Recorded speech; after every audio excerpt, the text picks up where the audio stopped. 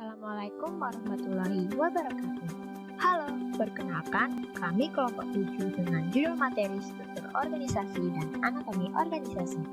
Pertama-tama, perkenalkan, dosen saya Bapak Adi Trisna Wahyudi, Sarjana Sosial Magister Manajemen. Saya Kirana Faira Ahmad, NIM B74219043, dan kawan saya Ana Difatul Fajriyah, NIM B94219069. Apa itu desain organisasi? Desain organisasi adalah suatu rangkaian untuk menciptakan hierarki di dalam organisasi atau perusahaan untuk melangkah ke dalam pencapaian tujuan. Desain organisasi diciptakan untuk melakukan seleksi antara gabungan struktur organisasi dan sistem pengawasan yang nantinya akan mengarahkan organisasi untuk menerapkan rencana secara efektif.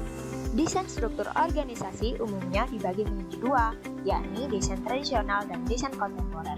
Desain tradisional adalah desain yang memiliki struktur simpel, fungsional, dan divisional. Desain ini lebih sering diterapkan pada organisasi yang memiliki lingkup kecil, seperti contohnya memiliki sumber daya manusia yang terbatas.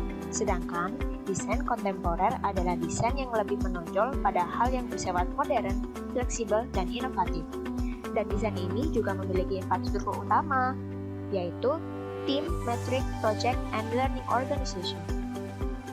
Berikut adalah contoh dari desain struktur tradisional dan kontemporer. Struktur organisasi menekankan terhadap mekanisme formal ketika organisasi dikelola. Struktur ini mengandung beberapa elemen yang harus diperhatikan oleh para manajer, seperti strategi organisasi, teknologi, anggota organisasi, dan ukuran organisasi. Strategi organisasi merupakan strategi yang dapat menjelaskan bagaimana aliran wewenang dan komunikasi dapat dirancang dengan baik antar para manajer dan bawahan. Teknologi ini digunakan di organisasi untuk membedakan bagaimana bentuk organisasi tersebut. Kemudian ada anggota organisasi. Anggota organisasi ditujukan untuk melakukan kerjasama dalam merancang struktur organisasi. Yang terakhir ada ukuran organisasi. Besar kecilnya lingkup organisasi akan mempengaruhi struktur organisasi. Jika lingkupnya semakin besar, maka proses pendesainan organisasi akan dilakukan secara detail dan kompleks. Selanjutnya, apa itu pembagian kerja? Pembagian kerja adalah proses pembagian yang disesuaikan dengan kemampuan atau keahlian anggota masing-masing untuk menciptakan proses yang efisien sehingga dapat mempermudah proses implementasi dalam organisasi. Ada beberapa kunci untuk dijadikan sebagai patokan pembagian kerja, yakni atas dasar wilayah yang dilakukan untuk mempermudah pengelompokan kegiatan menurut wilayah, lalu atas dasar jenis produksi yang diikuti oleh jenis-jenis produk tertentu yang berhubungan atau memiliki garis produk. Selanjutnya, atas dasar pelayanan yang memiliki penjualan yang menyebabkan konsumen di luar menjadi berlangganan seperti berlangganan secara individual atau kelompok. Kemudian, ada atas dasar fungsi kerja, yaitu pembagian kerja yang sudah ditetapkan dengan fungsi masing-masing yang sudah terkait dengan kemampuan dan keterampilan yang dimiliki anggota. Dan yang terakhir adalah atas dasar waktu yang dilakukan untuk membagi anggota yang telah dibagi jam kerjanya di jam tertentu, misalnya shift pagi, siang, dan malam. Bagaimana cara menentukan bagian departementalisasi? Departementalisasi adalah pekerjaan yang telah dibagi sesuai dengan spesialisasi kerjanya dan akhirnya dikelompokkan untuk mempermudah proses koordinasinya. Ada beberapa cara untuk menentukan bagian departementalisasi, yaitu menurut divisi dan menurut fungsi. Departementalisasi menurut divisi adalah departemen yang menjelaskan tentang pembagian divisi terkait banyak produk, terkait dengan produk wilayah, program atau langganan. Dan departementalisasi menurut fungsi adalah departemen yang menjaga kedudukan wewenang dari fungsi-fungsi utama yang diciptakan melalui spesialisasi, memusatkan keahlian organisasi, dan juga memberi pengawasan yang lebih terhadap fungsi organisasi. Selanjutnya, apa sih rentang kendali itu?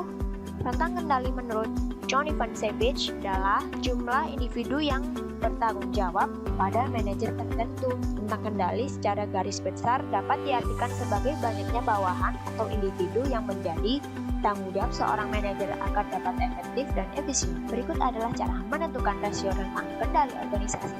Pada sebuah organisasi A dan B memiliki 4 pekerja, bagian operasional seperti diilustrasikan pada gambar di samping.